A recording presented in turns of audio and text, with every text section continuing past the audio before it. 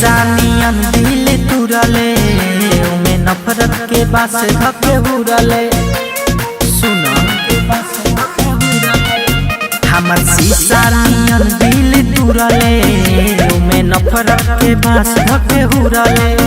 जाके दोसरा के साथ हमसे कइले बड़े घाट अब वो करे संगे ते उड़र जो भाग भोसड़ी जाके मर जो नहर में भाग भोसड़ी जाके मर जो भाग भोसड़ी जाके मर जो नहर में भाग भोसड़ी जाके मर जो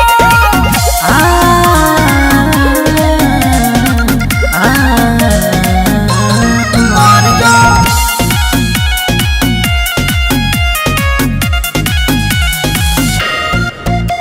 तोरा बिना दिलम फटल दिलवा सीले ए दुनिया में माले के कमी न बा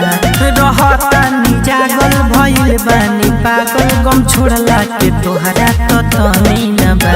तोरा बिना दिलम फटल दिलवा सीले ए दुनिया में माले के कमी न बा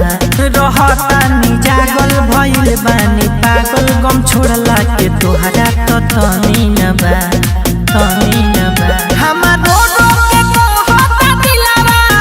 धोखा देले बारे ते तो सिलवा रोज पीही सिगरेट हम हो के पगलेट सुनबे बफारे दिल से निकल जो भाग भोसड़ी जाके मर जो नहर में भाग भोसड़ी जाके मर जो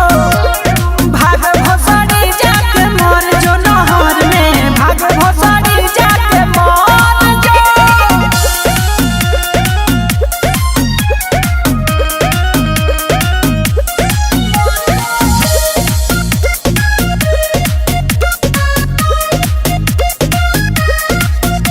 सारा गम भुला दम आजी के देखा दम चाहे दिल सीना से निकाले परी खाइल तोर कसम रे रहे उ भरम रे करब नाही माफ तोरा पाप परी सारा गम भुला दम आजी के देखा दम चाहे दिल सीना से निकाले परी खाइल तोर कसम रे रहे उ भरम रे करब नाही माफ तोरा पाप परी तोहर प्यार भइल बाटे जहर दिल में उठता रहला कलहर जग बड़े खुशहाल उनकर सुनर बिया माल रोज कहे सुबह सवा सुधर जो भाग भोसड़ी जाके मर जो नहर में भाग भोसड़ी